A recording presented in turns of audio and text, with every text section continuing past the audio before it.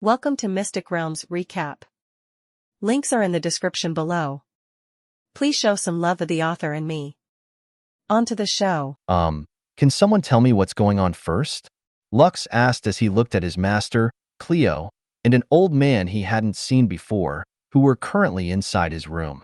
He and Eiko were taking a nap when he was suddenly woken up by his master, JP, who had a solemn look on his face. A moment later, he sensed two other presences inside the room.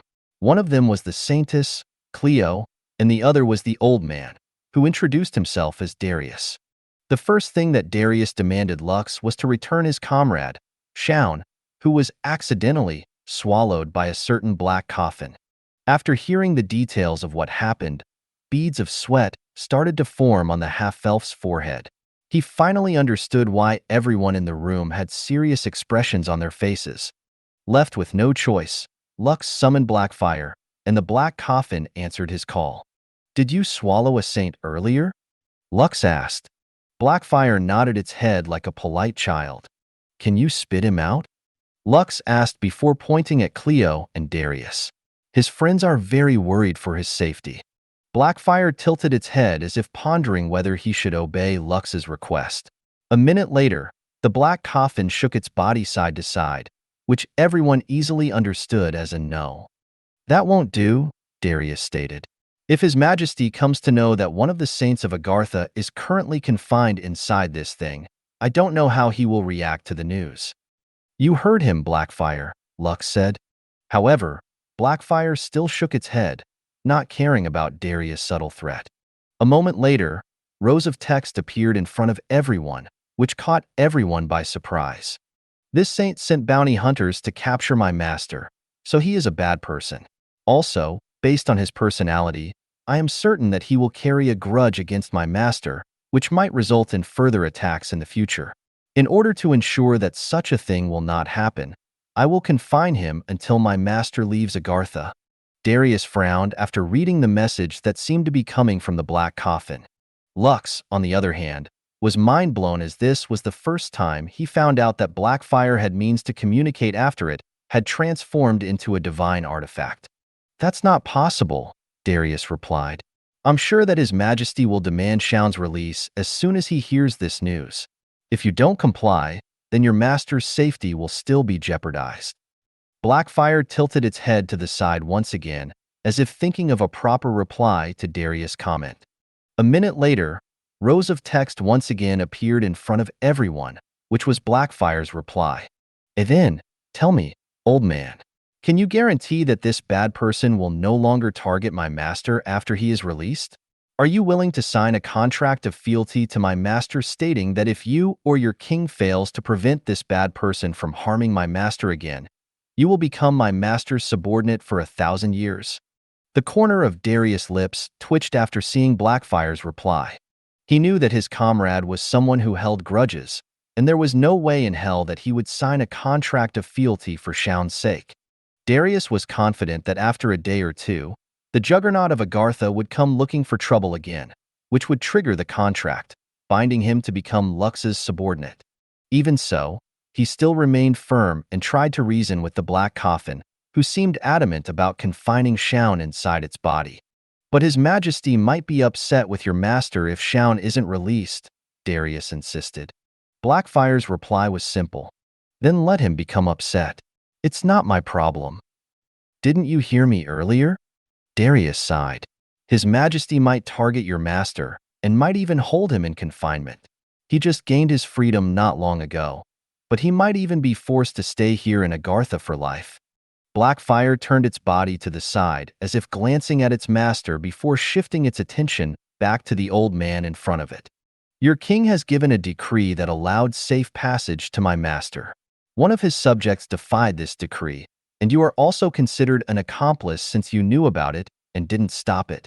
Tell me, what is the punishment for defying your king's direct order? Also, I can spread this news through the entirety of Agartha in a heartbeat. A saint attacked a Highlander in El Hazard because my master is more good-looking than him. This saint also insisted that King Septimiu's decree doesn't hold power over him because he is a saint and is above the law. I will also add that an old saint named Darius was the bad person's accomplice and even encouraged the bad person to send bounty hunters to capture my master for 5 million gold coins. How do you think your people will react after hearing this news? Darius laughed out loud because he didn't expect the black coffin would resort to blackmail. He found all of this very funny because he didn't believe that the people of Agartha would believe this news if it was spread throughout their kingdom. I can tell you now that even if you spread this news, people will just think it was a bunch of lies. Darius sneered. You're just making things more difficult for your master by doing this. Blackfire seemed unperturbed by Darius' statement and replied in a heartbeat. Is that your final answer, old man? Haha, you cheeky little coffin. Do you think you can cause waves in Agartha by spreading false rumors? Darius laughed. I'd like to see you try. Blackfire nodded. Well, if you insist. I'll make sure to bring flowers to your funeral. Old man, no. Scratch that. I'll just devour you when you die. The black coffin then made several rows of text that only Lux could see, which made the half-elf's eyes widen in shock. He then looked at Blackfire and gave it the serious gaze, and the black coffin only nodded its head as if to assure its master that everything was under its control. Okay, let's do this, Lux replied. He was also annoyed that a saint dared to bully him in El Hazard, and he wanted to let the kingdom of Agartha know that he wasn't a pushover. A few seconds later, Blackfire disappeared from the room and reappeared on the rooftop of the inn. However, he wasn't alone. Seraphina, who was Lux's battle angel, was with it. The black coffin then communicated with the angel of heaven, which made the latter giggle.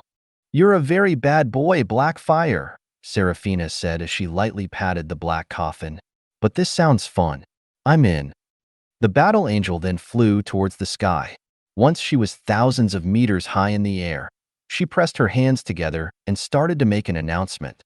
Although her divine powers were greatly diminished upon arriving in the mortal plane, she still retained a few of her abilities, and one of them was to broadcast an announcement to an entire continent.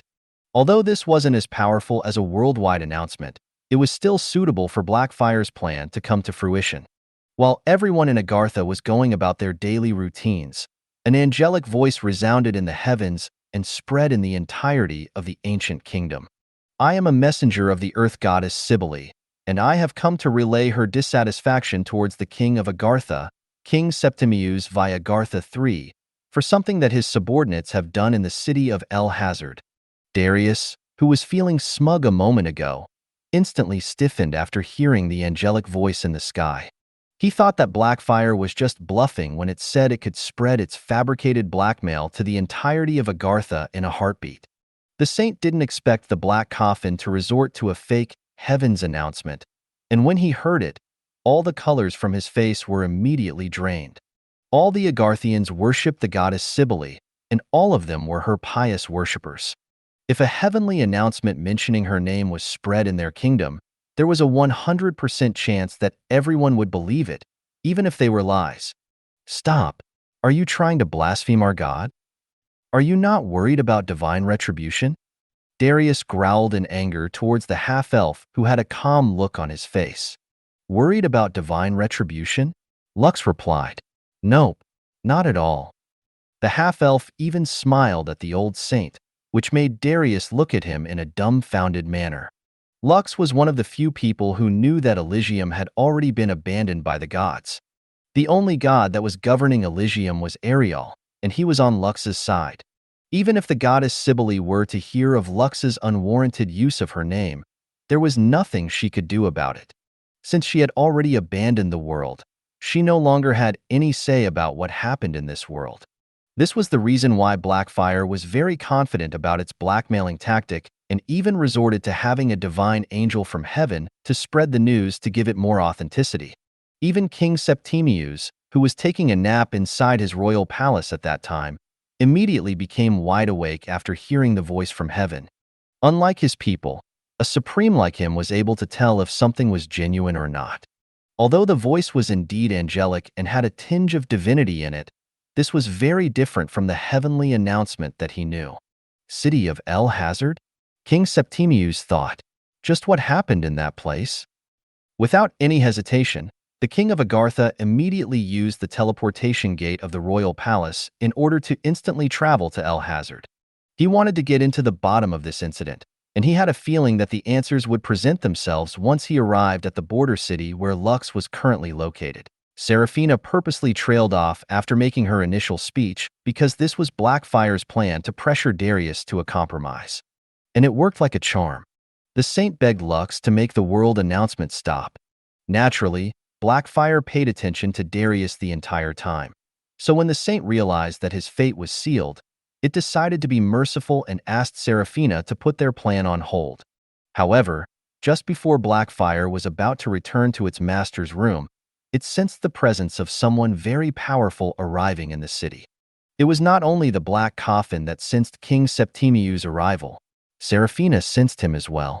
Naturally, everyone inside Lux's room also sensed the presence of the ruler of Agartha, which made Darius' face turn a shade paler. Before anyone could even react, a man who seemed to be in his early 30s appeared inside the room with a frown on his face. It seems that something very interesting is happening here, King Septimius said with a smile that didn't reach his eyes. Can someone tell me what's going on? Everyone inside the room immediately pointed at Darius, making the king of Agartha look in his direction. Darius, it has been a while, King Septimius stated. It's good to see that you are in good health. Where is Shaun, by the way? He should have sensed my presence. Why isn't he here? About that, your majesty, Darius smiled bitterly. Actually, the king of Agartha then raised his hand to stop Darius from finishing his sentence. We can talk about Shaun later, King Septimius stated. I heard something very interesting just now, and I was wondering if you can tell me what happened and why. Did something happen in this city? Make sure to start from the very beginning. The king was still smiling and seemed to be very amiable. However, Darius could tell that his ruler was just putting on an act because the Highlanders were inside the room. Left with no choice, Darius began to report everything that happened. From the moment Shaun ordered the bounty hunters to capture Lux, up to the point where it ended in a fight. Lastly, he told his king what happened to Shaun. From start to end, King Septimius didn't reply and only listened to the saint's report. When Darius stopped talking, the ruler of Agartha rested his hand on Lux's shoulder and smiled at him. You brat, you dared to blackmail a saint and even planned to tarnish my good name? King Septimius said. It seems that you need some discipline. Suddenly, Blackfire appeared beside Lux and even moved close to the king of Agartha, as if staring at him eye to eye. Rows of text then appeared on the black coffin's surface, allowing the king of Agartha to read them. I wouldn't do that if I were you. Earlier, this old man had the same domineering attitude as you. However, he realized his mistake and even pleaded for me to stop the announcement in your kingdom. Ho? So it was you who was responsible for that fake announcement. King Septimius narrowed his eyes at the black coffin that was hovering mere inches away from his face. Words appeared on the surface of the black coffin, allowing the king of Agartha to read it. Yes, it was me. What can you do about it? The king chuckled before answering the black coffin, who was challenging his authority. I can just snap your master's neck and rid myself of all troubles, King Septimius replied. Blackfire wasn't perturbed by the king's threats and replied cordially. My master has a relationship with two supremes, the Dragon King and the steward of the Crystal Palace. Just like my master, they have the ability to instantly teleport to your kingdom. Snap his neck, and you will face their wrath. Are you sure you can handle that consequence? You're bluffing. You're a supreme. You should know when someone is bluffing or not. Just like saints, a supreme could tell whenever someone was lying. However, since Blackfire was an object, he was unable to verify the authenticity of its words. Naturally, he knew about the Dragon King because that being was the strongest supreme in the world. As for the steward of the Crystal Palace, although he had only heard a little information about her, a supreme was still a supreme and must never be underestimated. Since he couldn't tell if the black coffin was lying, King Septimius turned to look at the half-elf and asked him a question. Do you have a relationship with the Dragon King and the steward of the Crystal Palace? King Septimius asked. Yes, I have relationships with them. In fact, my guild headquarters is currently stationed at the Crystal Palace, and Her Excellency, Lady Augustina, personally escorted us to our new home. Blackfire had used the term relationship, making Lux's connection with the two Supremes very vague. It was true that the half-elf had a relationship with the two Supremes. As to whether it was good or bad, that was no longer important. As long as King Septimius thought that there were two Supremes that knew the half-elf, he would not do anything high-handed until he had confirmed the news to be true. Can they instantly appear here in my kingdom? King Septimius' voice became cold as he asked this question. Supremes who had the ability to instantly teleport into his domain was something that he wasn't too happy about. I'll leave the answer to your imagination, Lux replied in a casual tone. You are planning to dodge the question, huh? King Septimius wasn't stupid. He could tell that the half-elf was avoiding his question, so he pressed on. Cleo, I will ask another question, and I want you to make him answer me by force. Why, yes, your majesty.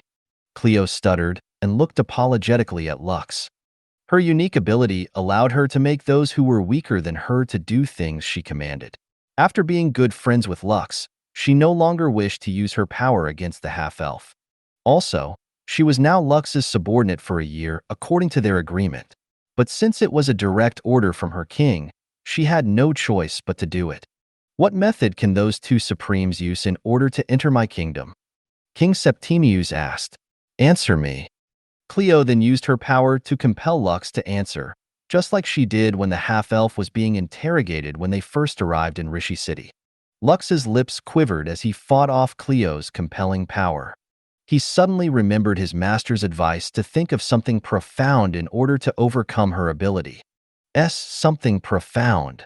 Lux desperately thought as his will was being invaded by the saint's power. At that exact moment, a pair of beautiful thighs appeared inside his mind. Lux momentarily blanked out and even forgot what King Septimius' questions were. The half-elf recalled the memory of when his head was buried between Iris and Kai's thighs back in the academy. The scene was so profound that only the word thighs escaped Lux's lips, confusing King Septimius and Cleo. What thighs? King Septimius asked. I'm asking how those two Supremes can travel to my kingdom instantly. Two thighs, Lux replied in a trance. King Septimius and Cleo were both baffled by Lux's reply. They had no idea how two thighs could instantly teleport two Supremes to their kingdom. But the thing was, no matter what kind of variations they used to press the half-elf for answers, his reply would always be thighs, thighs, and more thighs. AP, who was looking at his disciple from the side, gave Lux a thumbs up in his heart. Although he didn't know why the half-elf kept on mentioning thighs, he had a feeling that the thighs the red-headed teenager was talking about were the most profound things in the world for him. After interrogating Lux and getting no other answers aside from thighs, King Septimius and Cleo gave up. They also couldn't do anything to him because the threat of two Supremes possibly rampaging in Agartha was something that none of them wanted to risk. In the end, everyone sat and settled for a compromise. After negotiating for nearly an hour, the king of Agartha reluctantly agreed to the settlement that Lux's side had asked for. In order to compensate you for the psychological trauma that you experienced after being hunted down by bounty hunters and your master facing off against Shaun, I will grant you 5 Empyrean-ranked world bosses beast cores, King Septimius stated. I will also guarantee that Shaun will not trouble the two of you again for the duration of your stay here in Agartha. Lux and GAAP nodded because this was the condition that they had requested. Are you sure you don't want to negotiate Leonidas' release? King Septimius insisted. I will be generous and add 2 more beast cores for his freedom. You can keep the other gladiators. I only want Leonidas. Sorry, but Shaun's and Leonidas' cases are not the same, Lux replied with a smile. We fought him in a death match, and in a death match, there is only one outcome. Either they die, or we die. Since we won, their lives belong to us, and this is non-negotiable. King Septimius snorted before grumpily tossing a storage bag towards the half-elf, which contained the 5 beast cores as compensation. After checking its contents and making sure that they were all World Boss's cores, Lux smiled and glanced at the black coffin that was hovering beside him. Spit him out, Blackfire, Lux ordered. The black coffin nodded and opened the lid of the casket. A moment later, a heavily injured Shaun collapsed on the floor, the sight of which made King Septimius frown. "Take him, Darius," King Septimius ordered before giving the half-elf a sidelong glance. "Know that it is not only Shaun who isn't happy with my decision to allow you Highlanders to freely roam my kingdom. There might be other saints who will come and harass you along the way." "Really? That's good news then," Lux smirked. "Blackfire still has plenty of room for Agartha's saints." King Septimius scoffed before disappearing from the room. He had to return to the capital city and hold an emergency meeting, notifying all of the saints, as well as their subordinates, to not mess with the half-elf while he was roaming Agartha. He didn't expect GAAP to be capable of fighting against saints. That was something that he, as well as Shaun, didn't see coming. During the deathmatch, GAAP did nothing, so everyone assumed that he merely decided to not get in the way because he was only a grade A apostle. After this incident, King Septimius, Darius, and Cleo would no longer underestimate the halfling, who seemed to have no fear even when he was in the same room with an angry supreme. King Septimius also noticed that Lux wasn't afraid of him. The only reason that he could think of why they acted this way was due to the two supremes that were backing them. If he were in their shoes, he would also have the same attitude, which solidified the king's belief that they were telling the truth. Darius picked up the injured Shaun and also disappeared from the room, leaving Lux, GAP, and the saintess, Cleo, who had a guilty look on her face. "It's fine, Cleo," GAP said after making sure that they were truly alone in the room. "You had no choice, and my disciple didn't mind. Isn't that right, Lux?" Lux nodded. "I'm sure that you did it against your will, so let's forgive and forget, shall we?" Lux. GAP, "Thank you," Cleo replied with an apologetic look on her face. But if this happens again in the future, I will force you to call me Daddy, okay?" Lux stated. "I can only forgive you once. Next time, you will need to be punished." "Okay." Cleo nodded. "If this really happens again, I will call you Daddy." Cleo really didn't plan on using her ability against Lux ever again, even if her king ordered her to do so a second time. Also, since Lux already knew how to counter her ability, it would be useless even if she tried again. "By the way, why thighs?" Cleo asked while arching an eyebrow. "You have some kind of thigh fetish?" Lux pretended that he didn't hear Cleo's comment and simply handed the storage bag to his master, JAP. "Master, since one of your covenant members is seriously injured, you can use these beast cores to give her a full recovery," Lux stated. "I'll just take 3 of them," AP replied. "You can keep the rest." Lux used the term seriously injured instead of perished. Although Hannah had died after her battle with Shaun, she was part of GAP's covenant, so she could be revived once GAP sacrificed an adequate amount of beast cores. In order to revive her, GAAP needed 2 Empyrean-ranked world bosses' cores. The last core that he took was for future emergencies, in which he might need a beast core to tend to his injured subordinates. "Thank you, Blackfire," Lux said as he patted the black coffin's body. "You can rest now." Blackfire nodded before disappearing from the room. Truth be told, releasing Shaun wasn't a very big deal for Blackfire and Lux. The moment the juggernaut of Agartha was sucked inside the black coffin, his fate had already been sealed. Anyone that Blackfire had devoured would treat Lux as their master and would be forever loyal to him. Also, since Blackfire's mark had already been placed in Shaun's body and soul, the half-elf would be able to summon the saint anytime he wanted. Just like he could summon Sid and Scarlet to aid him, he could now call forth a saint without the need to make him part of his guild. Lux understood this as well, so he and Blackfire put on an act of reluctantly agreeing to King Septimius' request.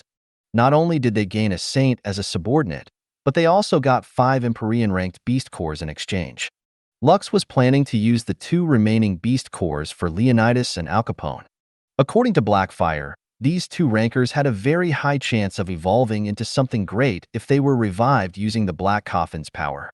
Similar to Lux's undead generator skill, Blackfire could now take in other materials aside from beast cores in order to revive any creature it devoured. The half-elf's plan was to have Cleo unseal the cursed weapon in his possession and have Blackfire use it as an ingredient alongside the Empyrean-ranked beast core to transform Leonidas into a more powerful being. He believed that after Leonidas' rebirth, he would become one of Lux's strongest subordinates, who would serve him for as long as he lived. "Rest for now," Cleo said before walking towards the door. "We will be leaving tomorrow at noon. The journey to the Pantheon of Exile is a long one, so prepare yourself for the journey." Without another word, the saintess left the room in order to return to her own room. Gaap also bid his disciple farewell because he needed to perform the ceremony that would revive Hannah. Also, the halfling needed to talk to Baal about future battles against saints. He had a feeling that even if King Septimius forbade all the saints, as well as rankers of Agartha, to harm them, they might still face other threats along the way.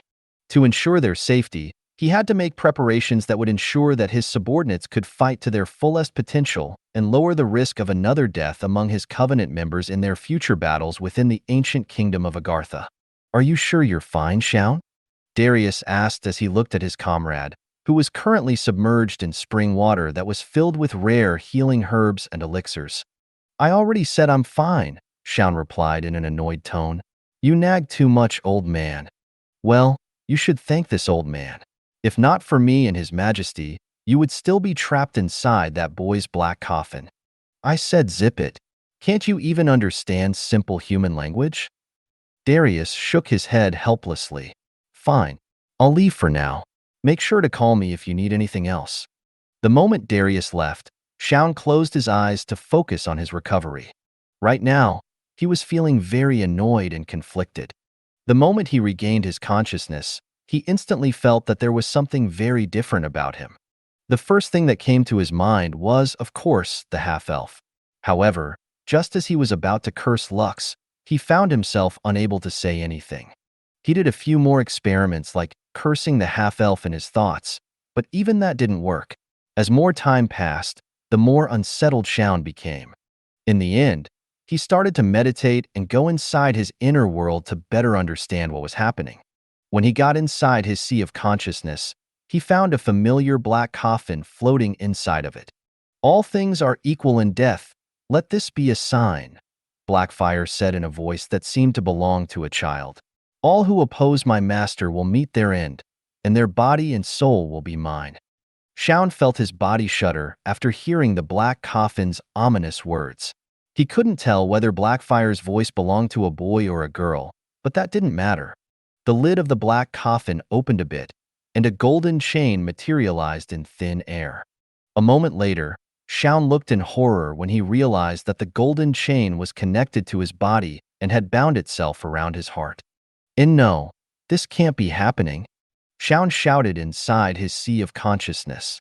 "I am the juggernaut of Agartha, one of the most powerful saints in the kingdom. This can't be happening to me. I am the master of my own fate. No one has a hold over my will."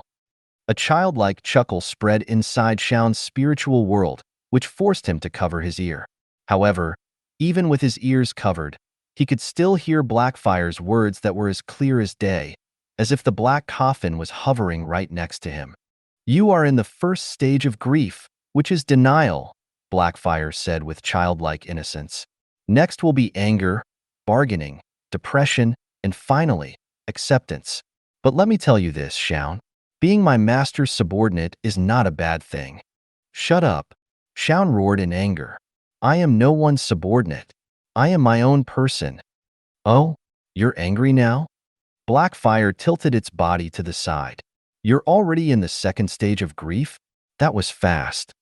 "You damn coffin." Shaun charged towards Blackfire with his fist ready to strike. "I will destroy you." However, before his punch could even reach its target, it stopped a few inches away from the black coffin's body. No matter how hard Shaun tried to push his fists forward, it simply wouldn't budge, as if refusing to harm the divine artifact that now held his fate in its hands. After repeatedly trying to attack the coffin using all means at his disposal, Shaun finally gave up. "What must I do in order to regain my freedom?" Shaun asked through gritted teeth. "Tell me." "Bargaining?" Blackfire chuckled. "I didn't think that you would reach the third stage of grief in just a span of a few minutes. You saints really are different from normal people." The Saint of Agartha clenched his fists tightly, as he forced himself to remain calm.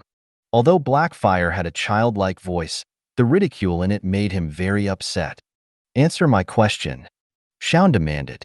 "What must I do to regain my freedom?" Blackfire didn't answer right away, as if pondering the answer to the saint's question.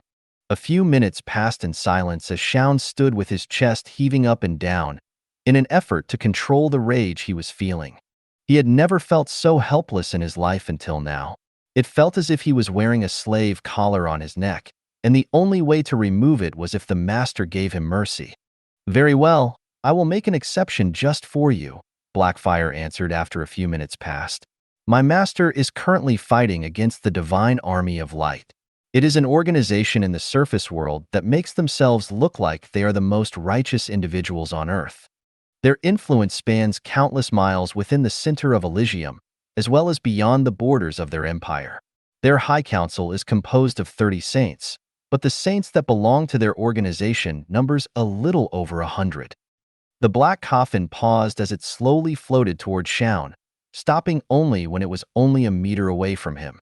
"You want your freedom, right?" Blackfire asked. "Yes," Shaun replied in a heartbeat. "Then help my master defeat this organization," Blackfire stated. "Then, and only then, will you regain your freedom." "But they have a supreme, don't they?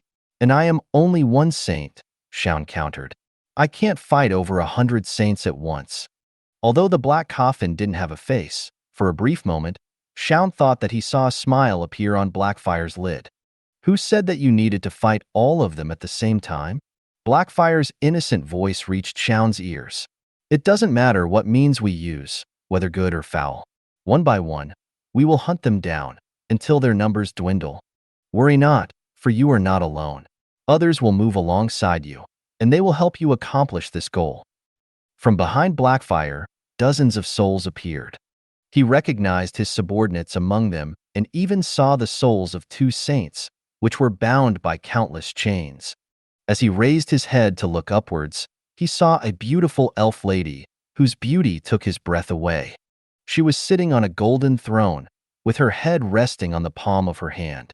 A single glance was enough to tell Shaun that the elf beauty was asleep, and yet, he had a feeling that the moment her beautiful eyes opened, the world would tremble in fear for what was about to come. That's right, Blackfire's devilish words once again reached Shaun's ears. "You are not alone. Many others will help you accomplish this goal. And then, when you have done what I expect of you, I will give you a choice. The first choice is for you to remain my master's subordinate and continue to serve him.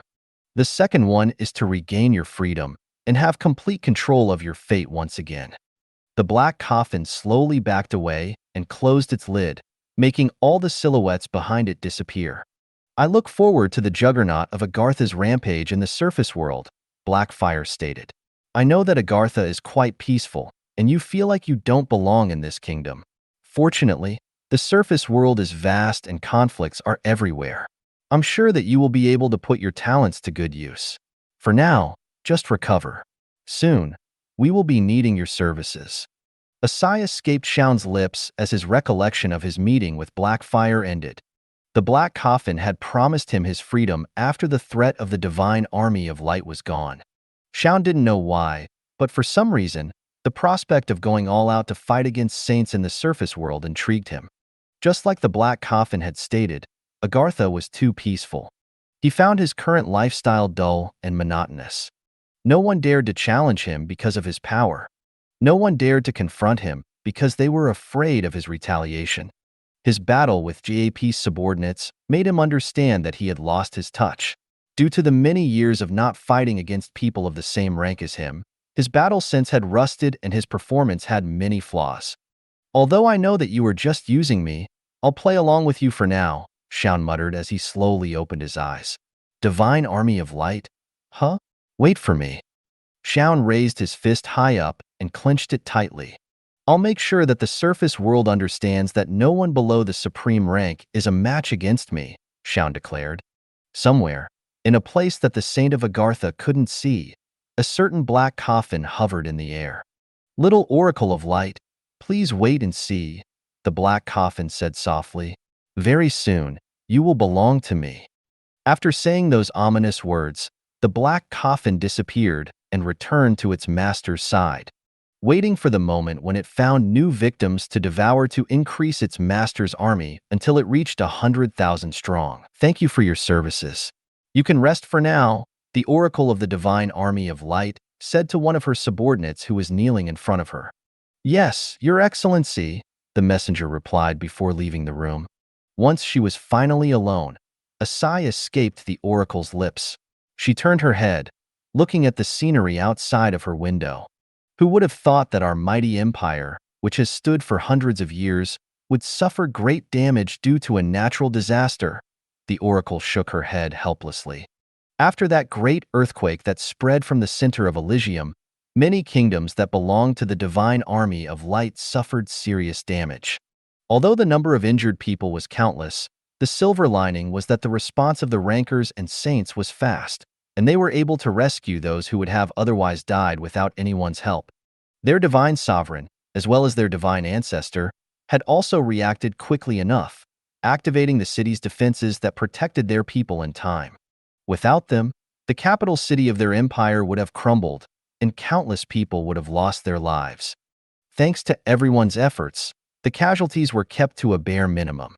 Still, the oracle wondered why she didn't receive a premonition about the natural disaster. Usually, she would be able to perceive these things before they happened. However, this time, she didn't have any warning whatsoever, catching all of them unprepared. Things haven't been going our way since that heretic appeared. The Oracle of Light clicked her tongue as she thought of the half-elf, who had been able to escape their pursuit time and time again. In each of their operations, their members suffered injuries, and some even died. Because of this, she was determined to make their third attempt succeed at all costs.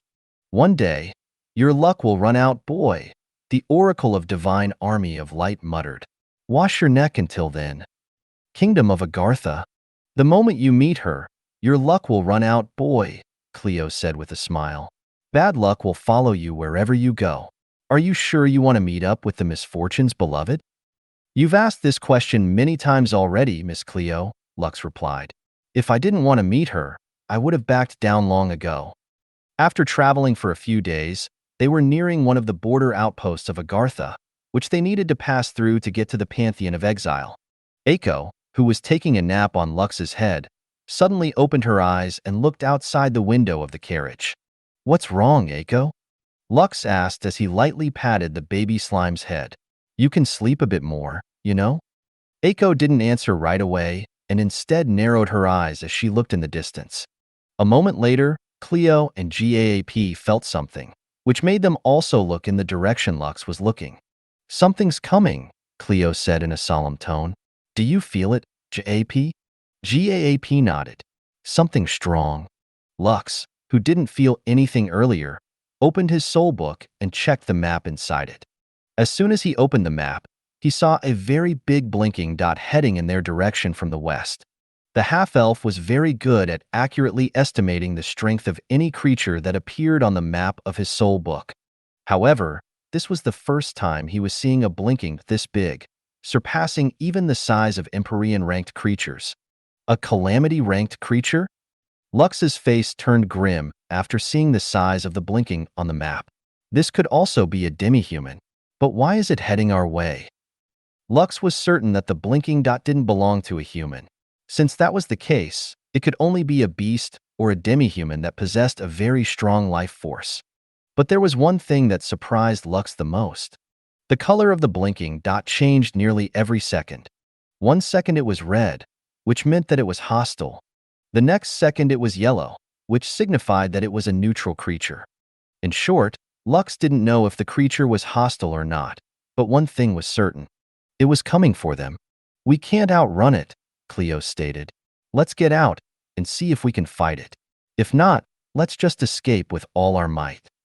Lux and GAAP nodded. With the three of them together, it was highly possible that they would be able to fight anything that came after them. After unsummoning her carriage, Cleo raised her hand and summoned a bow. Lux was also holding the spear of Longinus, ready to strike if the creature was hostile. GAAP simply stood with his hands behind his back. However, the Black Knight, ball, was already standing beside him. Pa! Eiko suddenly spoke, making Lux nod his head. I see it as well, Eiko, Lux replied. It's big. In the distance, something that seemed to be around 10 meters tall was headed toward them at a very fast speed. Lux had already tried to use his appraisal skill on it, but the majority of the information that he saw was a bunch of question marks, proving that the creature was several times stronger than him. Even so, he still managed to get 2 pieces of information with his appraisal skill. The first one was the name of the monster. The second was its rank.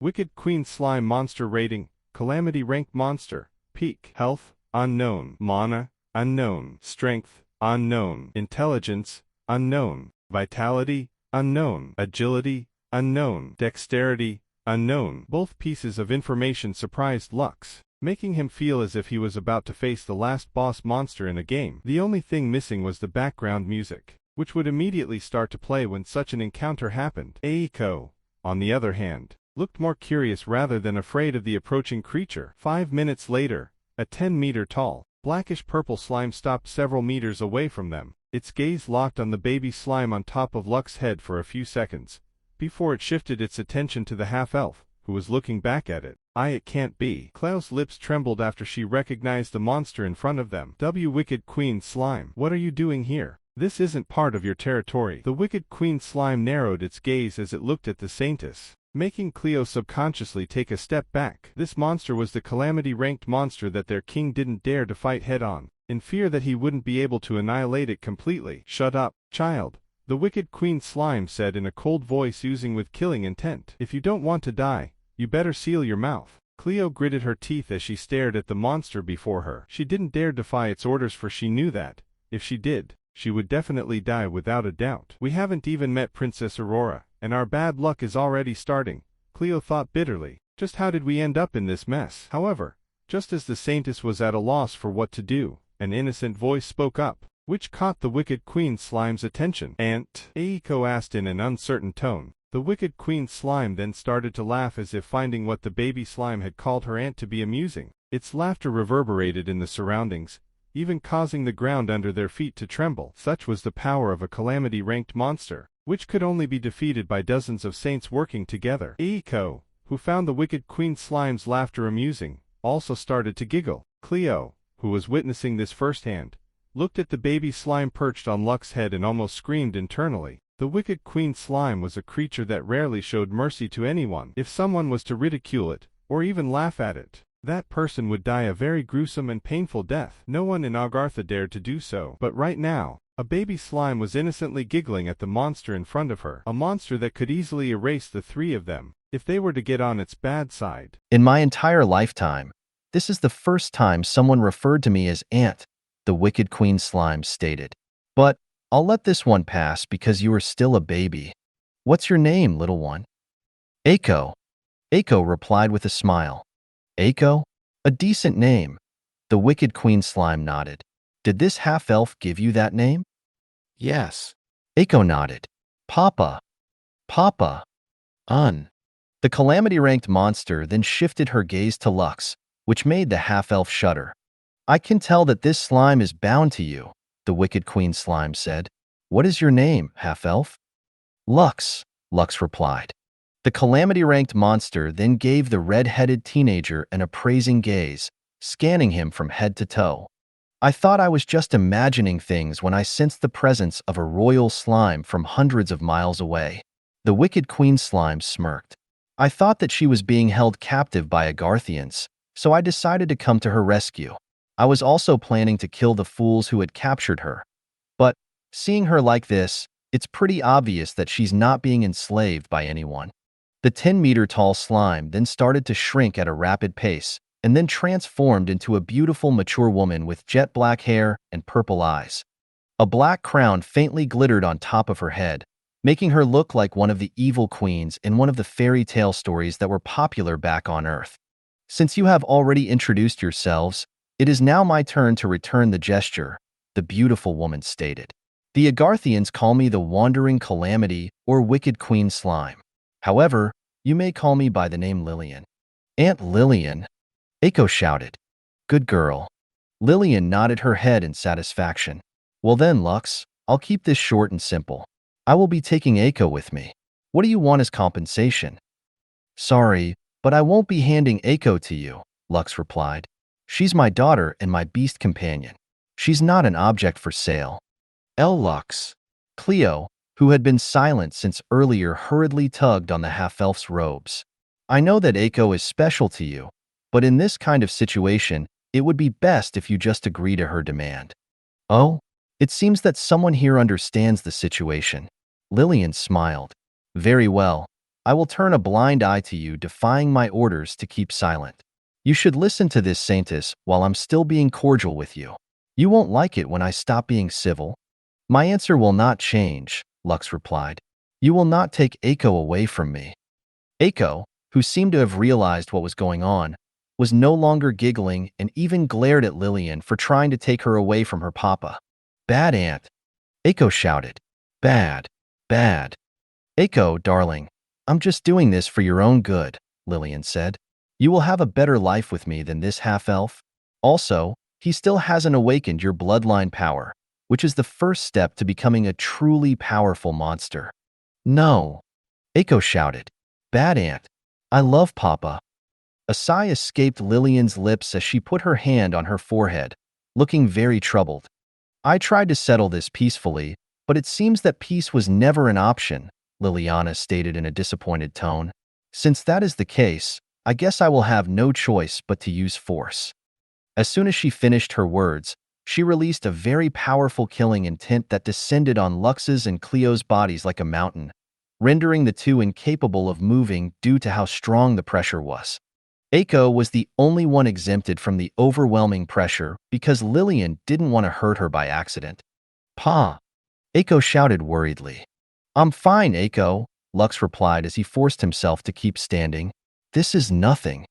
Lillian, who saw the half-elf resisting her killing intent, smirked. Ho, not bad for a deer anchor, Lillian commented. But can you handle this?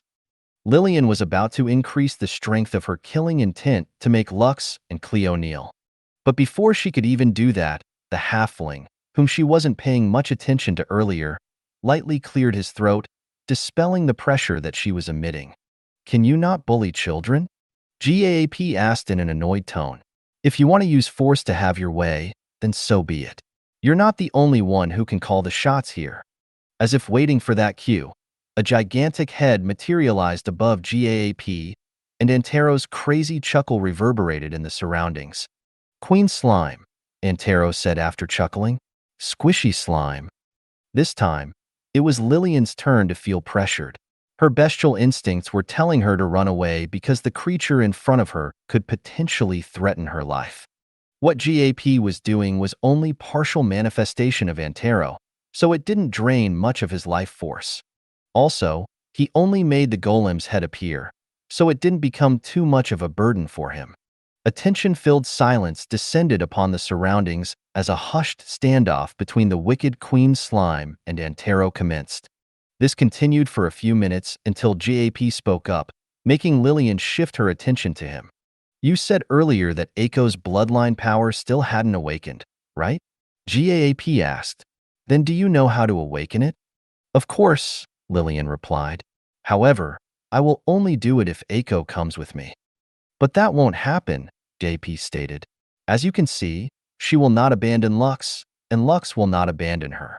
Forcing them apart will just lead to conflict. So, let's do it this way. You can just treat this meeting as if it never happened and we'll be on our way. Or you can awaken Eiko's bloodline power and let her stay with my disciple here.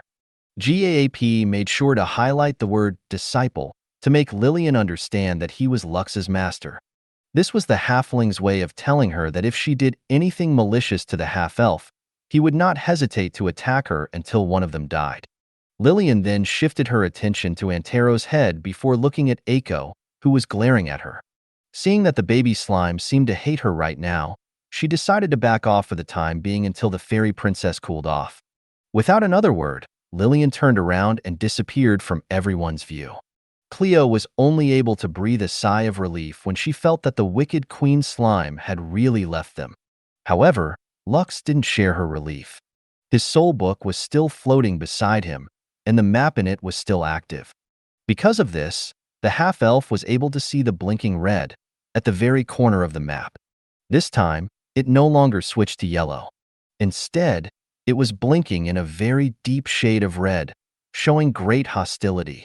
The half-elf was certain that, now that Lillian had seen Eiko for herself, she wouldn't stop until she got hold of the baby slime, whom she deemed to be a special existence just like her. Just an hour before sunset, Cleo's carriage finally arrived at the Atlas stronghold. Lux, who was paying close attention to his soul book, sighed internally.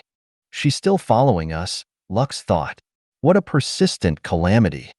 The wicked queen slime, Lillian, still hadn't given up on Eiko and was stalking them from a distance. This had caused much stress not only to the half-elf, but also to the saintess. Both of them felt very wary of Lillian's strength and tenacity. However, they temporarily cast this problem aside when they reached their destination, the last hurdle they had to pass through before reaching the Pantheon of Exile. The moment Lux and GAP disembarked from the carriage, they were briefed about where the Pantheon of Exile was located.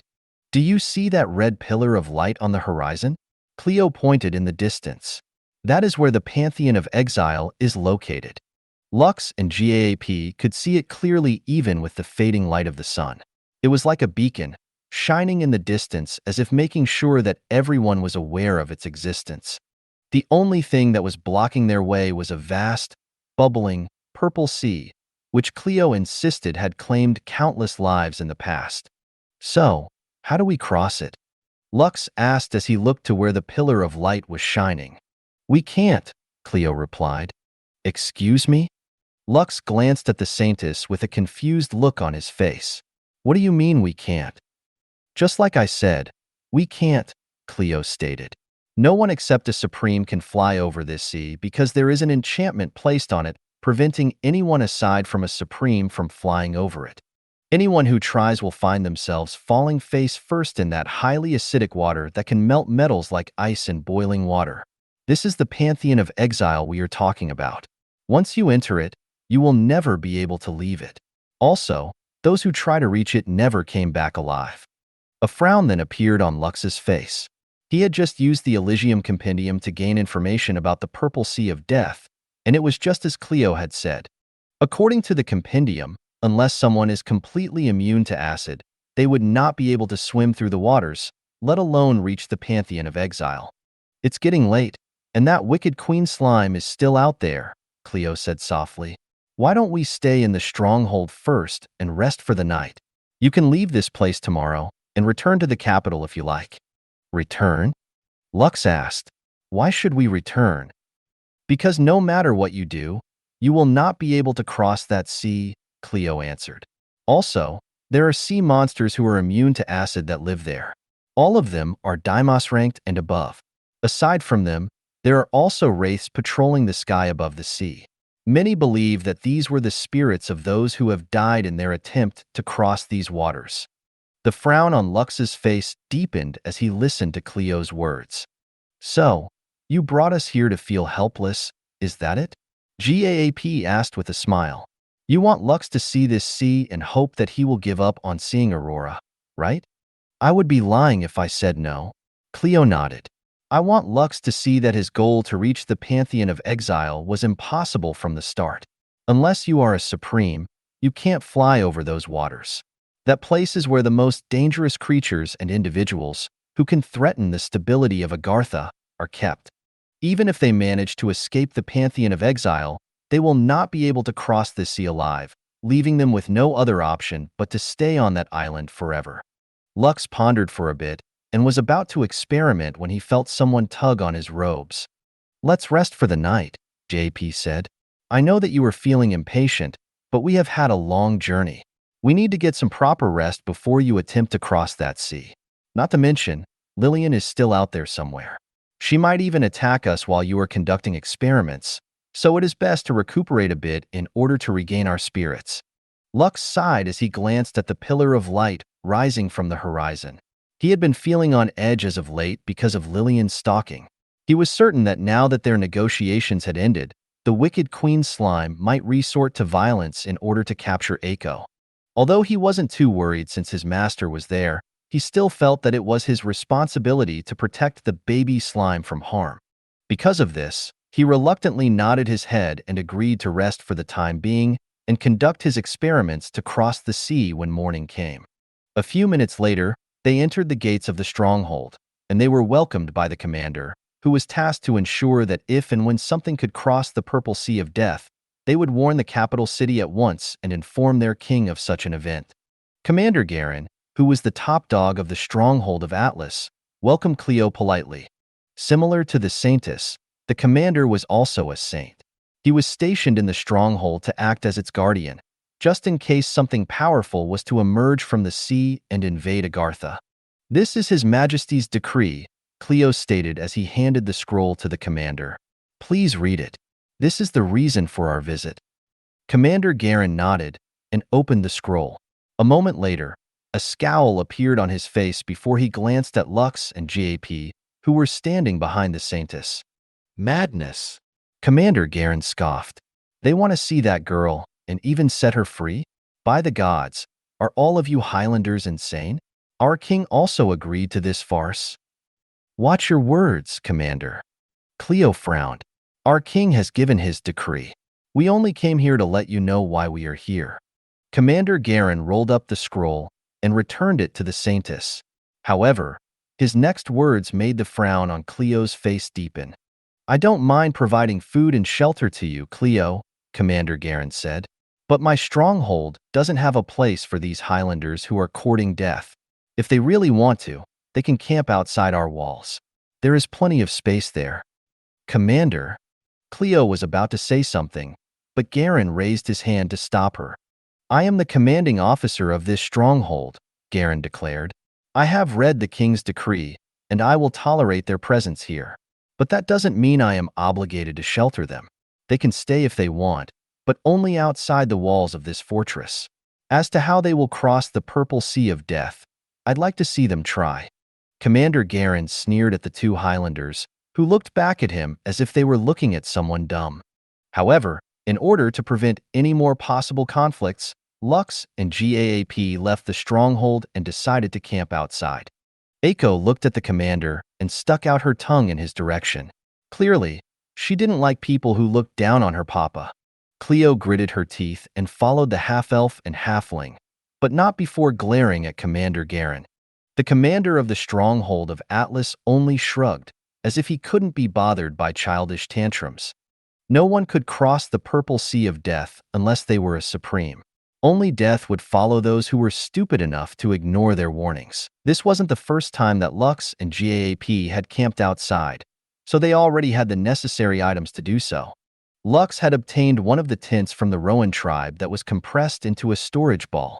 All he needed to do was throw the ball on the ground, and it would activate, constructing itself without too much effort.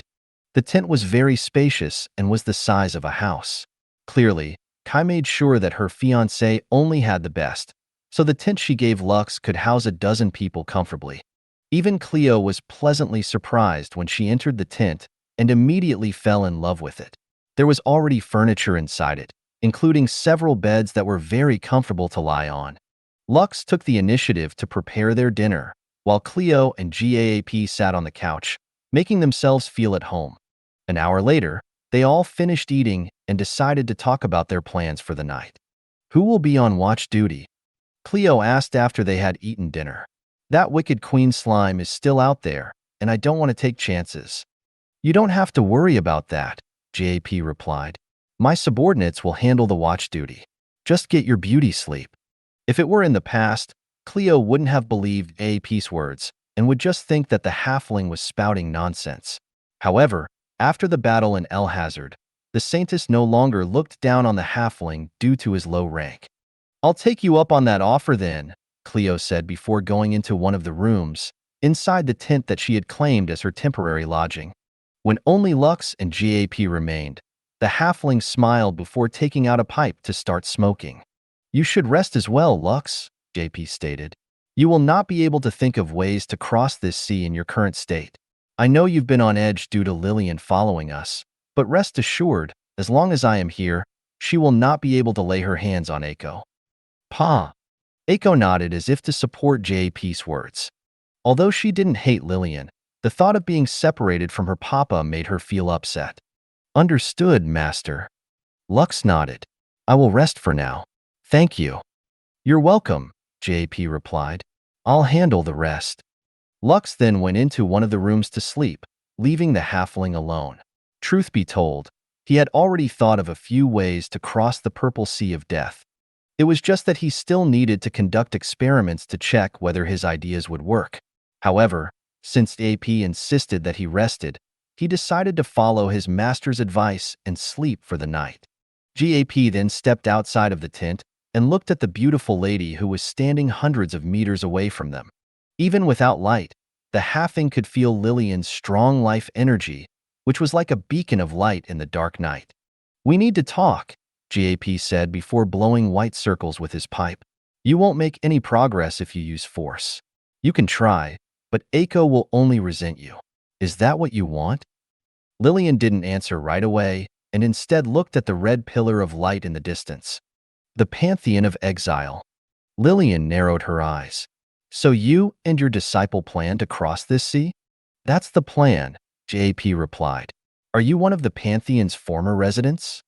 Lillian smiled sweetly before glancing at the halfling, who was still smoking his pipe.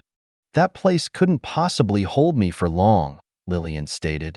Getting in and out of that place is mere child's play. How about I help you guys cross the sea and, in exchange, you give me Aiko? This is a win-win situation, and it sounds like a fair trade to me.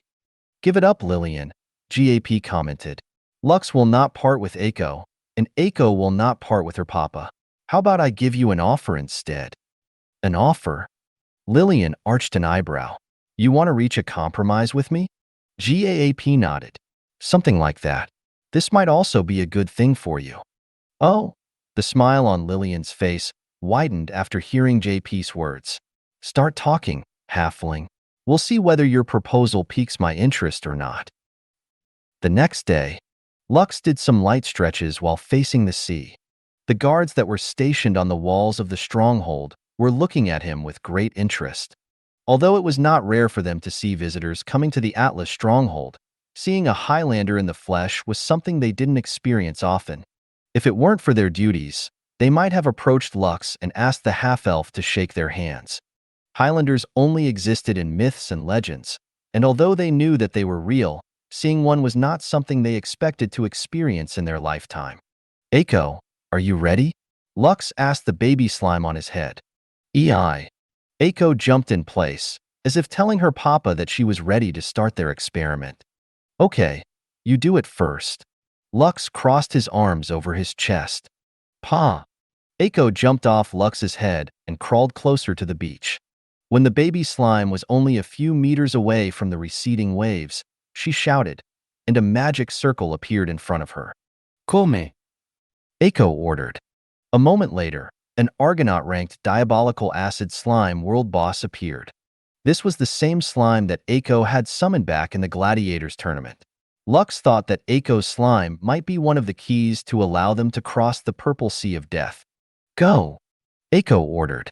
The diabolical acid slime nodded its head and crawled towards the purple waters. A moment later, it began to swim in it, looking perfectly fine.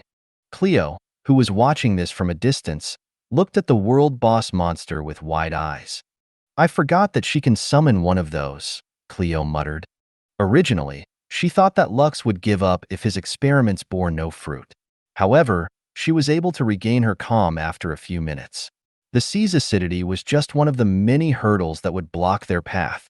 Although the Argonaut-ranked diabolical slime could indeed swim in the highly acidic waters, there were still powerful monsters and wraiths in the sea. If they were to face a dreadnought or Empyrean-ranked monster while riding on the diabolical acid slime, their chances of survival would decrease drastically. Just as the Saintess was thinking that riding on the diabolical acid slime wouldn't be good enough, Lux also walked towards the beach and raised his hand. Come, Lux ordered. Deus Gigantia. A moment later, a gigantic skeleton king appeared and walked towards the sea with steady steps. Lux eyed the skeleton king's body as it waded through the waters. Seeing that the acid couldn't melt its bones, an idea came into his head. He then relayed his orders to the Skeleton King, and the latter continued to walk through the sea until its body slowly submerged little by little. "It's quite deep," Lux commented. The Skeleton King was over 100 meters tall, yet its entire body had fully submerged under the acidic waters. Even so, Lux wasn't worried because his experiment was still underway. As long as he confirmed that his hypothesis was correct, crossing the Purple Sea of Death wouldn't pose too much of a problem. Not a problem even if the sea was infested with sea monsters and wraiths, who were all Deimos-ranked monsters and above. "Wait for me, Aurora," Lux muttered. "I'll be there soon." Lux sat cross-legged with his eyes closed, facing the Purple Sea of Death. Right now, he was connected with the Skeleton King, who was walking along the bottom of the sea. Swimming around him were several monsters that were rank 5 and below, most of which resembled underwater eels. There was even a Deimos-ranked crab, which was nearly 10 meters tall. It hurriedly scurried away when the Skeleton King walked in its direction. The Skeleton King could sense the presence of other strong monsters that were dreadnought rank and below in his surroundings, but he paid them no mind. These strong creatures were not interested in the giant Skeleton King because it was only made up of bones, and there was no flesh for them to eat. Lux appraised these creatures through his connection with Deus Gigantia and took note of their features. He had already expected that the Purple Sea of Death was deep, but he didn't know how deep it was. 1,000 meters, 2,000 meters, 3,000 meters, 4,000 meters, 5,000 meters. The Skeleton King then stumbled upon what seemed like a bottomless cliff. He stopped completely in front of it. These cliffs extended sideways, creating a natural barrier that prevented the Skeleton King from moving forward. Left with no choice, the giant skeleton extended his senses downwards to check if there was something in the darkness below. After several minutes passed, he detected a few things which he relayed to his master, Lux. "I knew it," Lux muttered. Asmodeus, come. The Lich King appeared beside the half-elf and waited for his order. Lux told Asmodeus about his plan, and the Lich King nodded his head in understanding. "Very well, I'll see to it that it is done to perfection," Asmodeus commented before teleporting to where the Skeleton King was currently located. After the Skeleton King had been submerged in the highly acidic sea for a long time, he had confirmed that it had no effect on his skeletal body. However, in order to further test this theory, they needed to send one of Lux's named creatures, who was also an undead monster. Among them, it was only Asmodeus who had a full body completely made up of bones. Because of this, Lux felt that it was better if he sent the Lich King, rather than Diablo or Ishtar, who were starting to regain some flesh on their bodies after their evolution, making them look like humans who had very pale complexions.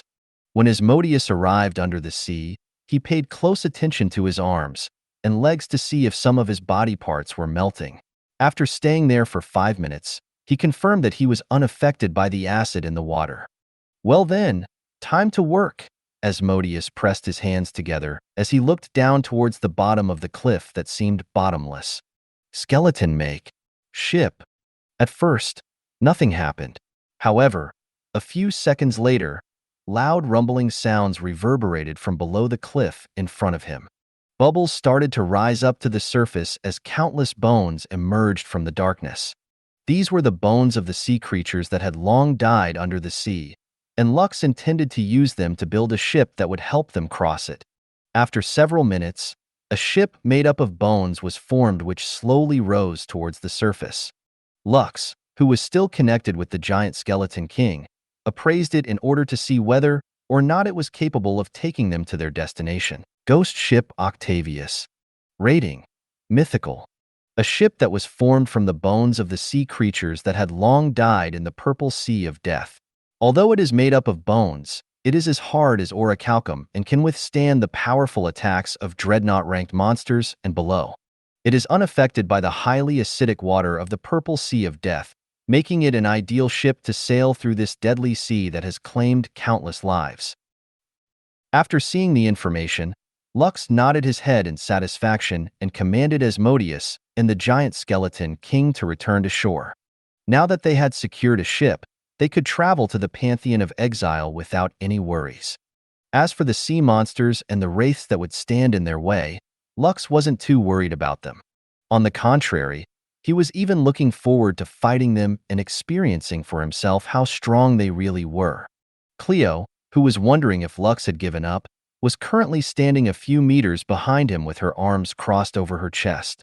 Several minutes later, a frown appeared on her face when she saw something white moving in their direction from the sea.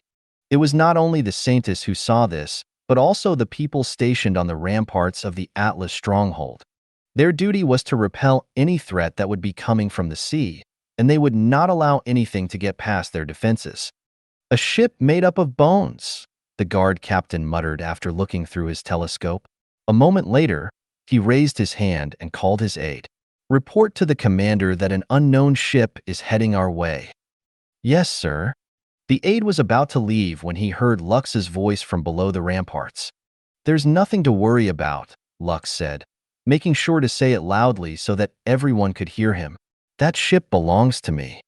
As if to assure everyone of his words, the head of the giant skeleton king emerged from the waters as he started to walk towards the shore. Commander Garen, who noticed the commotion on the ramparts, appeared and narrowed his eyes. After seeing the giant skeleton king, as well as the bone ship, he frowned, but he didn't move from his spot. He had seen many people try to cross the purple sea of death with their own ships, but all of them sank not long after leaving the shore. "Captain, should we inform His Majesty?" the guard captain asked. "Wait for my orders," Commander Garen replied. He had contacted King Septimius not long ago and informed him of Lux's arrival at the Atlas stronghold. The king of Agartha then ordered Commander Garen to report to him if the half-elf managed to find a way to cross the purple sea of death or died in the attempt. Right now, the commander didn't know if the ship was strong enough to sail the deadly waters. A part of him was hoping that it would sink midway through their journey, making the half-elf regret his decision to go to the Pantheon of Exile. However, the latter half was quite curious if Lux would be able to reach his destination. As far as they were concerned, only the kings of Agartha were able to fly over the purple sea of death, carrying those whom he deemed worthy of exile. Countless people had tried to cross the sea, but none of them had succeeded. After being stationed in the Atlas stronghold for several years, Commander Garen had grown numb to the scenery around him. Because of this, he was hoping that he would find some kind of entertainment in watching the half-elf cross the purple sea of death and face the monsters that lurked within its depths. "Are you sure that ship is safe to ride?" Cleo looked at the ghost ship Octavius anxiously. "We'll know if we ride it," Lux replied. Wait. "You're not sure?" "Don't worry. It will not sink, I guess." Cleo was very tempted to kick the half-elf and send him flying towards the sea for casually speaking about something so serious. Even a saint would not survive for long after falling into the purple sea of death, unless they had hundreds of life-saving artifacts with them that would hold on to their life until they were able to return to the shore. Seeing how worried Cleo was, the half-elf decided to give her a choice. "You don't have to come with us, Miss Cleo," Lux said. "You can just wait until we return." "And if you don't return?" Cleo asked. "We will return," Lux stated. Seeing the confidence in Lux's words, Cleo felt as if the half-elf was certain that the bone ship would take him to the Pantheon of Exile and back. After pondering for several minutes, the saintess sighed internally as she told Lux her decision. "I'm sorry, but I will not be able to accompany you to the Pantheon of Exile," Cleo stated. "I will just wait for you here." Lux nodded his head in understanding and didn't force the saintess to join them on their journey. In fact, the half-elf thought that this was for the better. He and his master, Gaap, had many secrets, and, as much as possible, they didn't want others to know about them. "Well then, see you when we return," Lux said. "Wait for us, okay?" "I will wait for a month," Cleo replied. "If you're not back by then, I will assume that you are dead and inform His Majesty about your tragic end." Lux smiled and bid the saintess goodbye. He was very thankful for Cleo's company because she had guided them as far as the Atlas stronghold. The half-elf could also tell that the saintess was genuinely concerned for his safety, so he didn't think badly of her when she decided to stay behind. The giant skeleton king picked up Lux and GAAP and gently placed them on the bone ship. As soon as they were on the ship's deck, Eiko jumped off Lux's head and teleported to the steering wheel. The baby slime then sat on top of it and raised her head with a smile. "Yar!" Eiko shouted before giggling.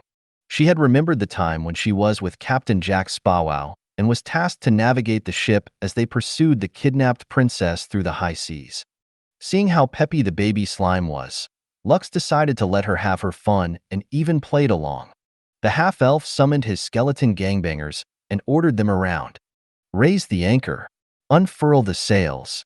Lux ordered, and the skeleton gangbangers scrambled to do as they were told. Eiko looked at all of this with sparkling eyes and even jumped up and down on the steering wheel as if cheering for everyone to do their best. "Captain Eiko," said a course. Lux smiled as he pointed at the shining red pillar in the distance, towards the Pantheon of Exile. "Aye," Eiko replied before jumping on the steering wheel to make the ship turn around. Since it was a ghost ship, it didn't need any wind to push it through the waters. Still, when the Octavius was made, it came with sails as an added aesthetic. The ship started to gain speed as it left the shore. Cleo watched it shrink into the distance with a calm expression on her face. She really wanted to go with them, but the fear of the unknown stopped her as she didn't want to take the risk. Even so, that didn't stop her from making a simple prayer, asking for Lux's, Eiko's, and GAAP's safety on their journey toward their destination. "May Lady Cybele watch over all of you," Cleo said as she pressed her palms together. "Don't die, Lux." Commander Garen looked at the bone ship that was getting smaller and smaller in the distance, with his arms crossed over his chest. Only when the ship was but a minuscule black speck on the horizon did he return to his office to report the most recent development to his king. On the deck of the bone ship Octavius, Eiko hummed as she sat on the steering wheel, feeling the wind blow past her. Her papa had assigned her as the captain of the ship, and she took this post very seriously. She even summoned her terrorist squad to act as support, just in case they were suddenly attacked out of the blue.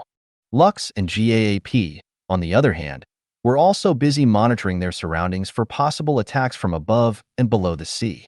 According to Cleo, there were underwater monsters that were Empyrean ranked and below in the Purple Sea of Death. Not only that, but there were also sea wraiths that were said to be very aggressive and would attack once they sensed any living creature in their territory. When the half-elf summoned his soul book, countless red blinking dots had appeared on his map.